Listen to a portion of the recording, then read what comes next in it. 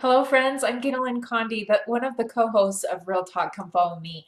For those of you that have watched this week's episode on Real Talk, we discuss stewardship versus ownership.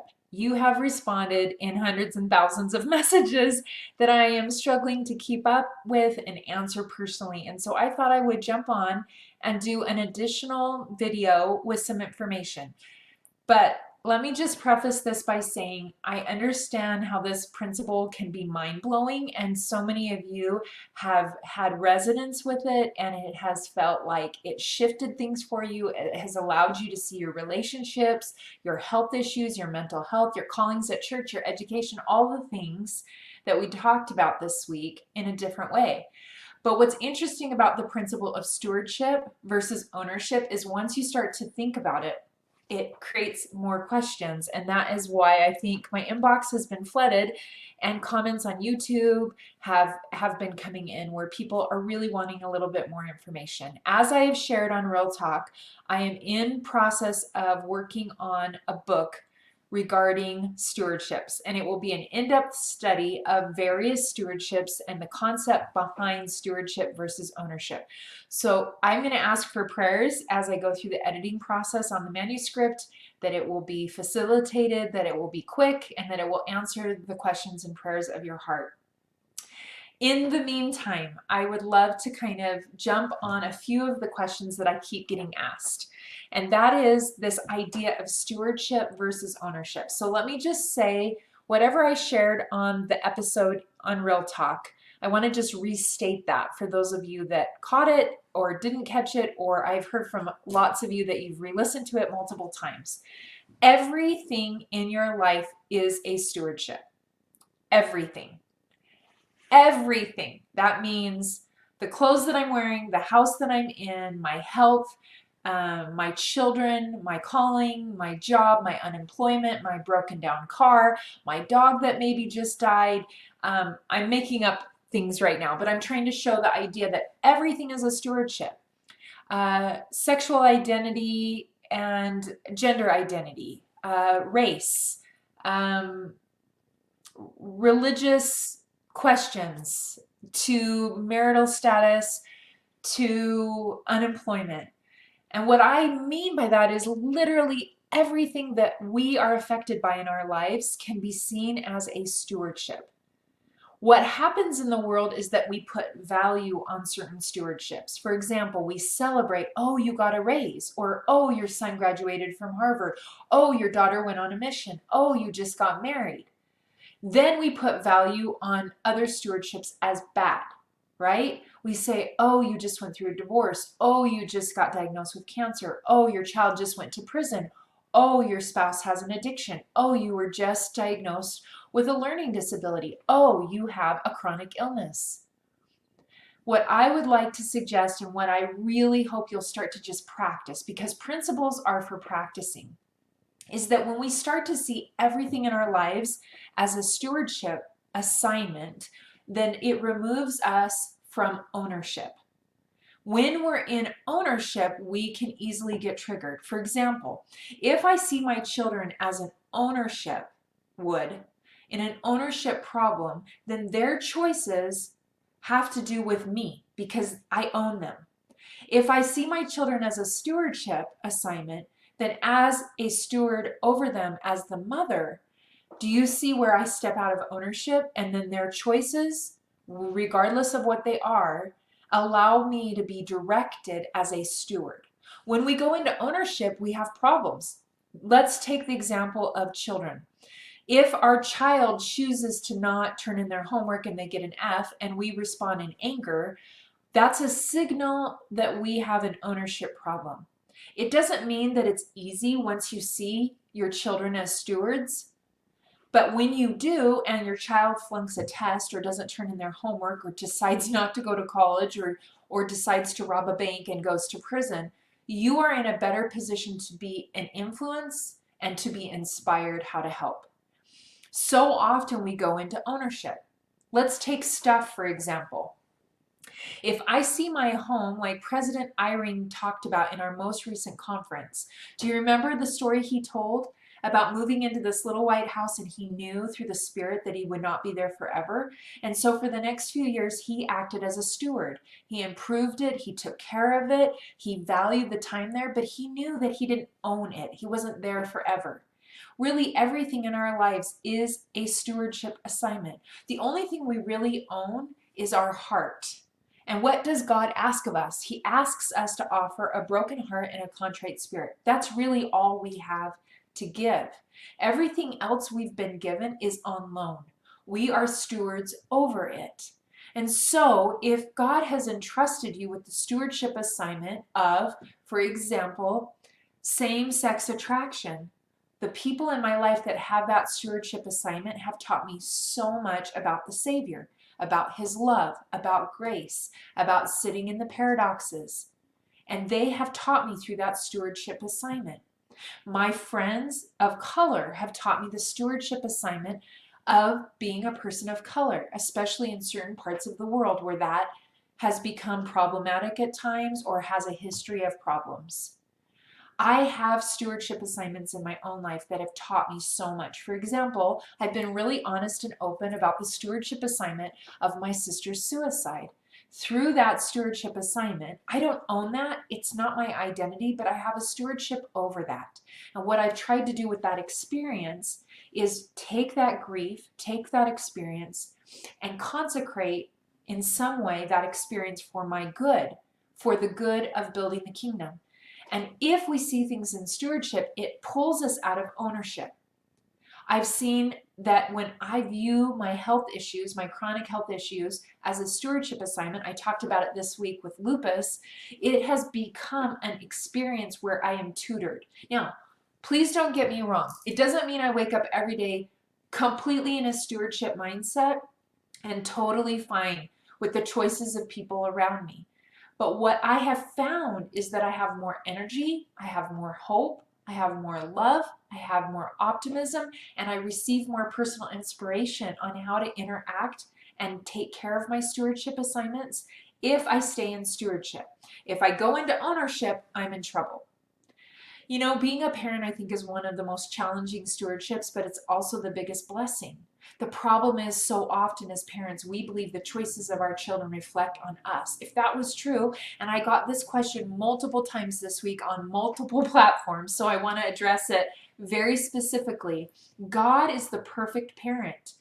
He and our Heavenly Mother have parented perfectly, right?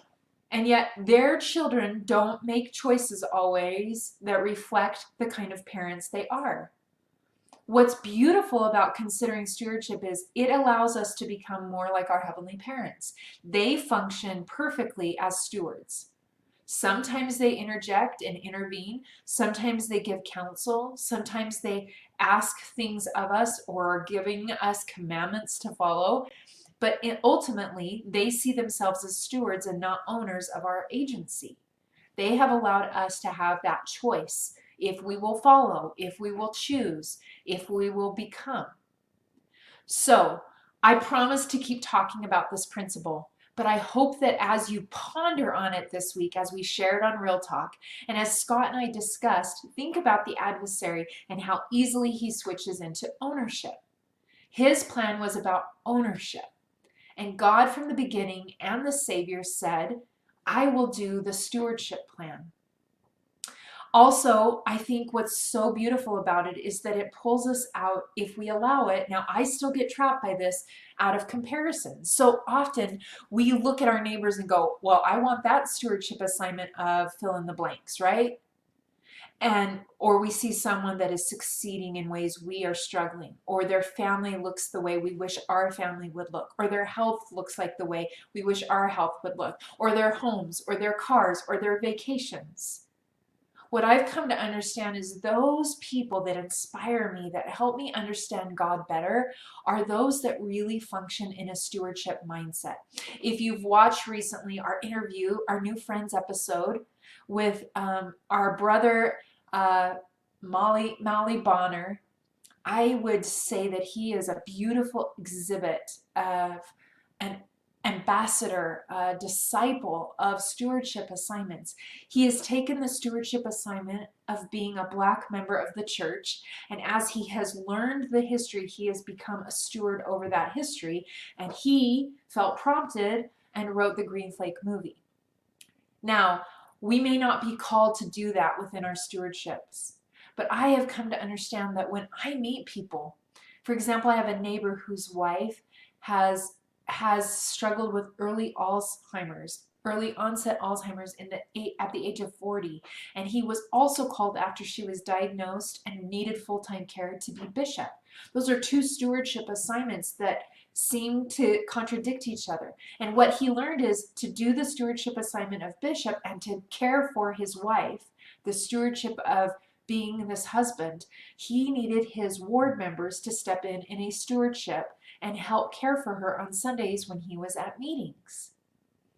And so when we have this mindset, what happens is it expands, it enables us, it empowers us to stay hopeful. It's not saying that we don't have difficulty. It's not saying that some of us aren't called to really challenging stewardship assignments. But what it does is it pulls us out of this like good, bad value system where we judge sometimes that like, well, God must love my neighbor more because look at all that that person is going through versus what I've been asked to go through. I would invite you to consider as you ponder on this principle and as we continue to learn together about it, that you go to the Lord and ask Him to show you how your stewardship assignments have become a blessing or a vehicle to help you become who you were sent to earth to be. And maybe those parts of your life, like I have them too, where you continually get tripped up and you go into ownership, that you ask the Lord to show you what kind of steward He wants you to be over that. I've lived in the tiniest of apartments and bigger homes. And each home that I've lived in, and this is just an example, I have seen as a stewardship assignment. Even if I'm in an apartment that I'm renting and I know I'm not going to be there very long, my husband and I have tried to create it as a home where we are stewards or watch caregivers over that space so that the Spirit can be there. Sometimes people have come into my home and commented on the feeling. And I have often reflected on that, and it's because I really do see wherever I live as a stewardship assignment to watch over that space. But you can be a steward over any size of a home, right? Have you ever walked into a place that it looks like it's the most luxurious and beautiful, but the feeling is not there? And yet you've walked into maybe the most humble of homes and you can feel love and you can feel the Spirit there? That to me is a signal that the people that live there see their space as stewards do. I hope that this information helps add to our discussion that's already happened this week and that you'll continue to share with us your insights. We love having you join us on Real Talk. We love our Real Talk community and we're so grateful for the stewardship assignment. We really believe that we are stewards over this show. Scott and I really see it as a sacred responsibility to share our thoughts and our feelings and learn with you. We know there's so many Come Follow Me resources out there. We know that many of you participate in listening to podcasts or watching shows of a variety, and you also join us, and we love that. We love that there are other podcasters and influencers that are sharing information around Come Follow Me, and we hope you'll continue to join us and learn with us. I know that it's so easy to slip into ownership. I know that when I do, I get discouraged, I get burnout, I struggle with feelings of hopelessness. I feel more feelings of shame. But when I switch my mindset, and those are signals I've gone into ownership. When I switch to stewardship, I pull out of the driver's seat and I put God in the driver's seat. And then I sit and ride with Him and co-create with Him. I parent better. I hope I'm a better wife. I hope I'm better in every way. And that the Lord can lead me better because I see myself as a steward over what He has entrusted in me, in my life, in my relationships, in my experiences. Even today, I got an email with someone saying some very kind things about my career and my accomplishments.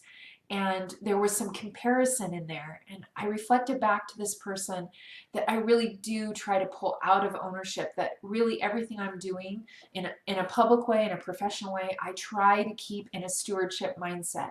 That means I rejoice and glory in God in my opportunities to serve. But I also know that stewardships are not permanent.